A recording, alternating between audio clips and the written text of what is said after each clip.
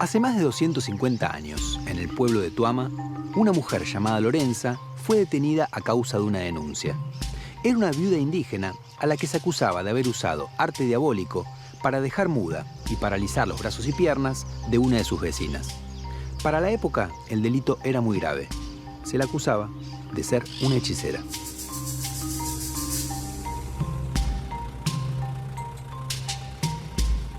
La historia permite que nos adentremos en el mundo de las creencias populares en un escenario hoy bastante olvidado, el de los pueblos de indios de la época colonial.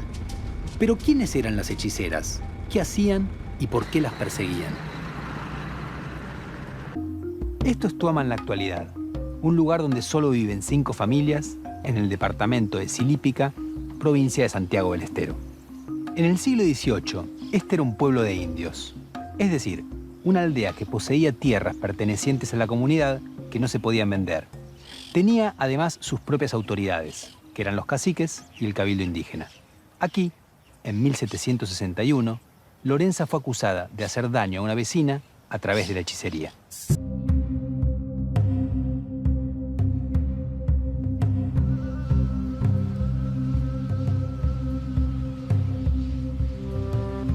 En las afueras de la ciudad de Salamanca, en España, había una cueva en la que se decía que celebraban aquelarres, ceremonias de brujería.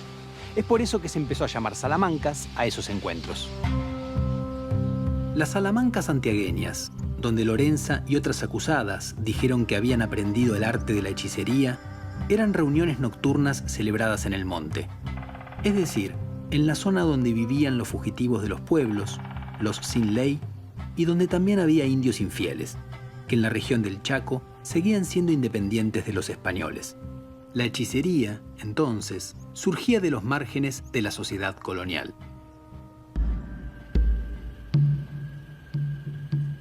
Se decía que en las reuniones los presentes alternaban con víboras y arañas, renunciaban al catolicismo y hablaban con el demonio, el supay, que se les aparecía en forma de hombre o de chivo para dictar las enseñanzas.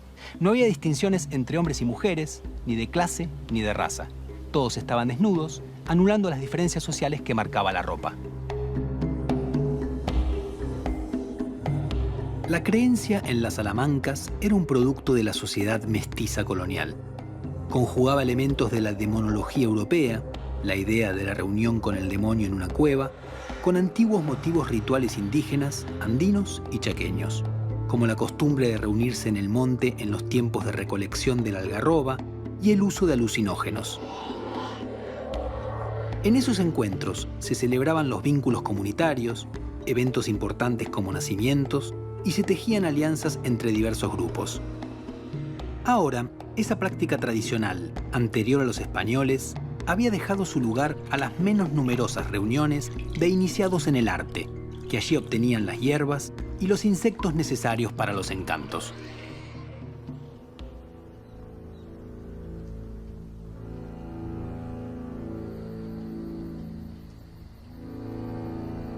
Bajo el dominio colonial, el monte había sido demonizado, y los que encontraban en él un espacio más libre e igualitario debían ser perseguidos, porque ahí aprendían a hacer daño.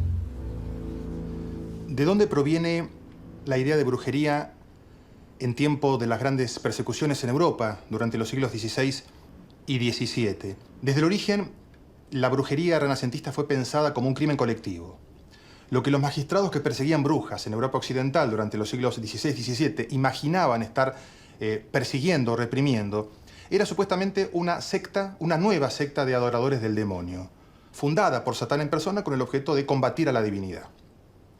En el centro de la gran casa de brujas temprano-moderna se hallaba un estereotipo, el estereotipo del Sabbat, que es una de las expresiones más exageradas de la idea del enemigo interno y del complot jamás pensada por la cultura occidental. Los demonólogos de la época pensaban que los miembros de esta nueva secta de demonólatras, los brujos y las brujas, se reunían por las noches en espacios vírgenes con 3 objetivos: para tributarle honores divinos al demonio, que presidía la asamblea del cuerpo presente, para planificar nuevos atentados contra la sociedad cristiana y para cometer toda clase de crímenes horrendos que iban desde el infanticidio hasta el canibalismo. El modelo de la brujería renacentista incorporó elementos del modelo de la hechicería clásica, porque a los brujos y brujas en la Edad Moderna en Europa también se los acusaba de realizar maleficios, pero no se los perseguía por eso. Los brujos y brujas subían a la hoguera porque asistían al sabbat, lo cual ipso facto los convertía en apóstatas, es decir, en individuos que, habiendo sido bautizados, adoraban a otro ser como Dios y no al Dios verdadero, y en idólatras. Lo que condenaba a estos hombres y a estas mujeres, a estos supuestos brujos, a muerte, no eran entonces las prácticas o rituales mágicos que se decía que realizaban, sino el hecho de que habían traicionado el bautismo, de que habían cambiado de bando, de que habían abandonado el bando de la divinidad, el bando del bien, para pasarse al bando del mal, al bando del demonio.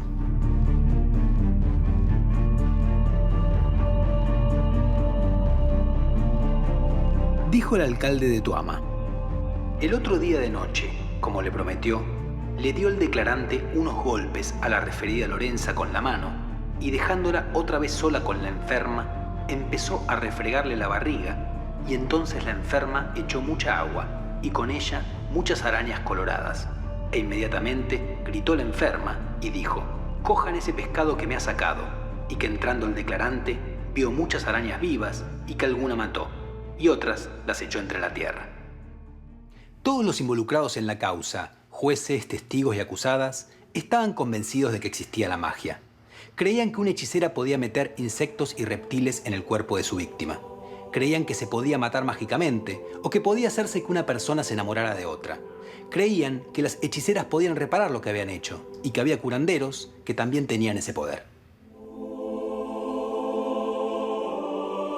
¿Por qué el pensamiento mágico estaba tan extendido en la Europa moderna? Yo, como historiador profesional, no me siento capacitado para dar una respuesta de tipo universal respecto de por qué los hombres creyeron, creen y seguramente siempre van a seguir creyendo en la magia. Sí puedo intentar alguna hipótesis de por qué en la primera edad moderna los hombres y las mujeres en Europa occidental se aferraban tanto a estos rituales y a estos dispositivos mágicos. Creo que la clave reside en identificar los motivos por los cuales consultaban estos especialistas populares, a los sanadores carismáticos, a los curanderos, a los astrólogos, a los adivinos, a los ensalmadores. ¿Qué pretendían de ellos? Creo que 4 cosas. Primero, que los curaran, que sanaran las enfermedades que la medicina convencional no podía curar, que era la mayoría, por otra parte. En segundo lugar, que adivinaran el futuro, que adivinaran el porvenir.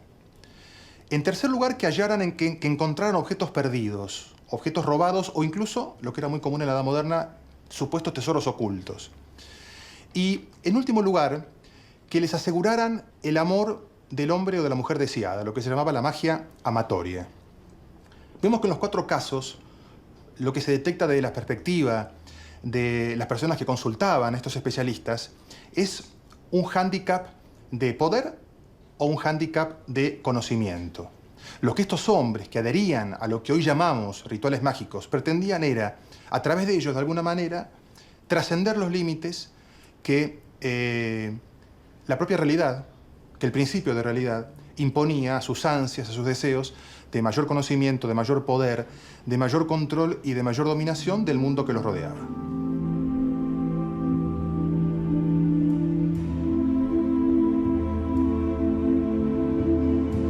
Después de haber confesado que realizó el mal arte, Lorenza siguió presa. Finalmente murió en la cárcel del Cabildo de Santiago del Estero el 22 de octubre de 1761 a causa de los efectos de la tortura. Su cuerpo fue exhibido en esta plaza, como un modo de escarmiento para el resto. El caso de Lorenza y las otras mujeres acusadas de hechicería en Santiago del Estero es un ejemplo de la combinación de elementos de la cultura española con las culturas indígenas, que dio lugar a creencias nuevas, mestizas. Algunas mujeres encontraron en la práctica de la hechicería una forma de adquirir poder, de resistir y de ser temidas. Pero también fueron perseguidas y estigmatizadas, porque eran mujeres, porque eran indias, porque eran pobres, porque no tenían quien las defendiera. En suma, porque ocupaban el lugar más bajo de la sociedad.